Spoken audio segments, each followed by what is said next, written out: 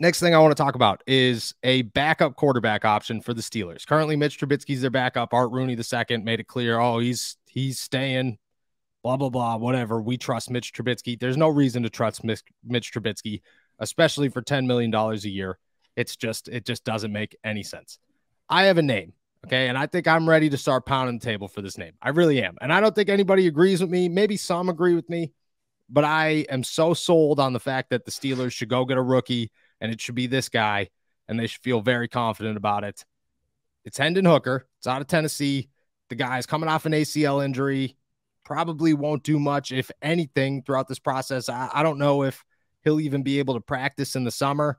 I don't know if he's the Steelers' only option that they can have going into the season. What I would say is, if somebody asked me, hey, you using a 4th-round draft pick on a quarterback and Hendon Hooker was on the board, I'm saying yes. And I'm feeling really good about it because I just think that a backup quarterback in this day and age is valuable, saves you some money, and there's huge upside in this guy that people are totally ignoring that you don't get in a guy like Mitch Trubisky. But I know that you disagree with me. Yeah, I like Hendon Hooker as a player. He was so fun to watch this year. He was. He has big arm, can run. He's fast. I like all that. Don't know how much I love using a 4th-round pick on him. That feels like a reach to me. Because I don't think a reach in general or just for the Steelers. Probably just for the Steelers. Okay. I don't know. I don't think anyone else is going to pick him in the 4th round. Do you think? No. I don't know. I don't know. I thought the 4th is where you could get him comfortably before you're going to start risking somebody's going to jump the gun on him. Yeah, that's true. That's not a bad. That's a fair point. But I don't know. I think you can get a guy with comparable upside later in a less significant piece of draft capital. Just the Steelers have so many needs, and I don't know how big of a need backup quarterback is. I don't love Mitch, but I don't know. I feel like you have other options there, and I would rather use that 4th-round pick on something else, because that's where we start to think about, more seriously, I guess, about offensive linemen or defensive linemen. Some depth pieces there that you really need.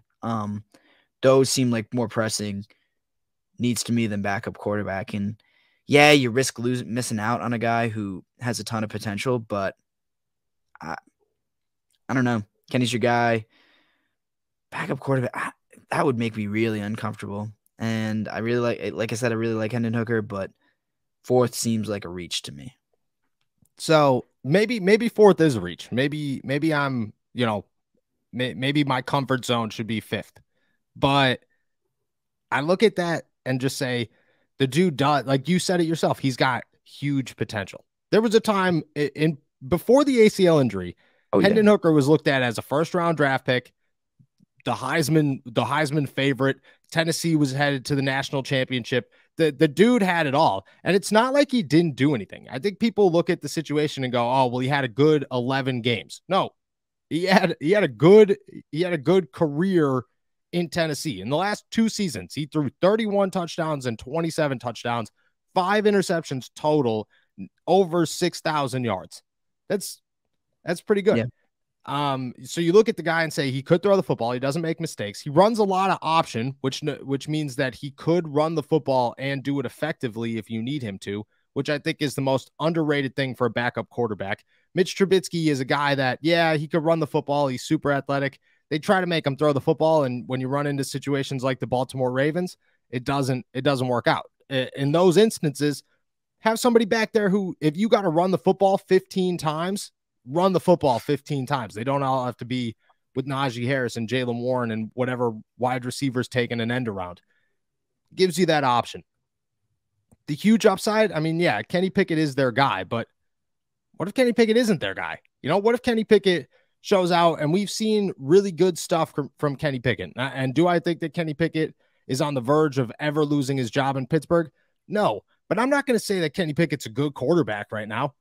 I think Kenny Pickett's the Steelers quarterback, and I think he's headed in a positive direction, but the guy had the worst touchdown to interception ratio in a decade. He did nothing outside of 2-minute drills against very mediocre teams towards the end of the season, which, again, he did what he needed to do. And for a rookie quarterback in the situation that he was put in with the terrible offensive coordinator, I think Kenny Pickett did phenomenal. Am I ready to claim him the franchise quarterback of the Pittsburgh Steelers? I mean, maybe with an asterisk. And that asterisk is, if you clicked on it, it would say, if he stinks in year 2, I'm taking it away. I'm not saying Hendon Hooker comes in here and competes. I'm just saying that if you find yourself in the middle of the season and you're starting to think about it, then next summer you could at least have a guy already on the roster for very cheap to possibly compete with them. And I think that's the third thing is, if you're going to spend $10 million on Mitch Trubisky, which if you cut him, you save $8 million, you could go out and sign Josh Dobbs to be your backup quarterback this season for $1 million. $1 million. So you now have $7 million that you're saving. Hendon Hooker, if he's a 4th-round pick or a 5th-round pick, Zach Gentry's contract was 4 years, $2.5 million. Say Hendon Hooker gets the upside, and he gets $3 million in 4 years. Less than $1 million. You have saved $6 million and gotten 2 backup quarterbacks that you feel better in than Mitch Trubisky for that price. And I get the draft capital thing. I certainly get the draft capital thing. In the 4th round, like outside of offensive linemen, what direction you going that you're like, this is equally as pressing as a backup quarterback? Because at that point, like, what's a backup left guard, valuable. Backup quarterback, also valuable.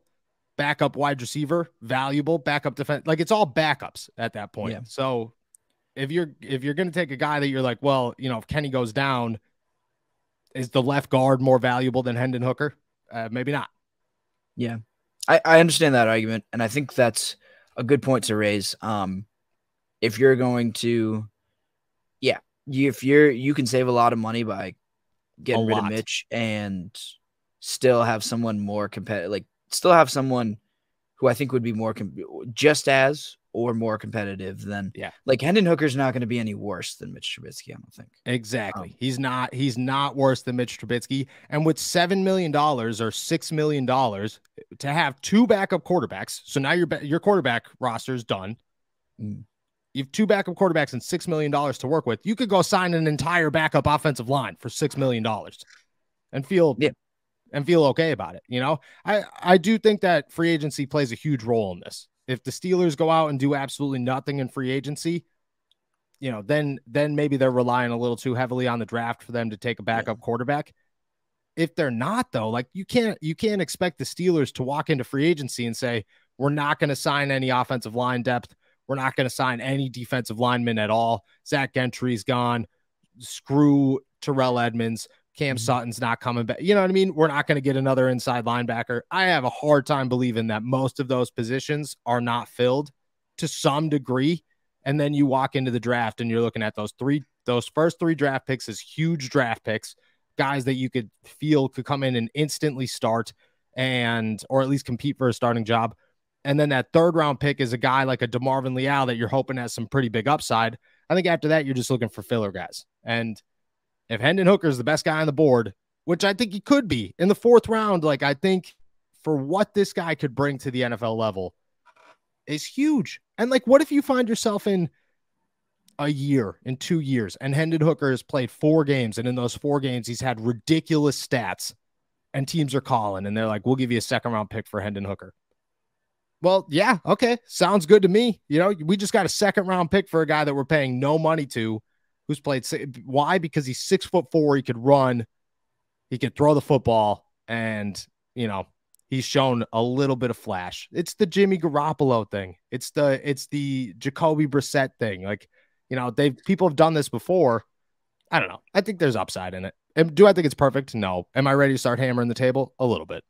A little tiny. Yeah, no, I mean, like, I think you make a really good point about free agency. And I think I had been kind of fixated on the draft myself, but there's a lot more to how the Steelers are going to build their next team than just the draft. Yeah. And if the option's there, I don't know.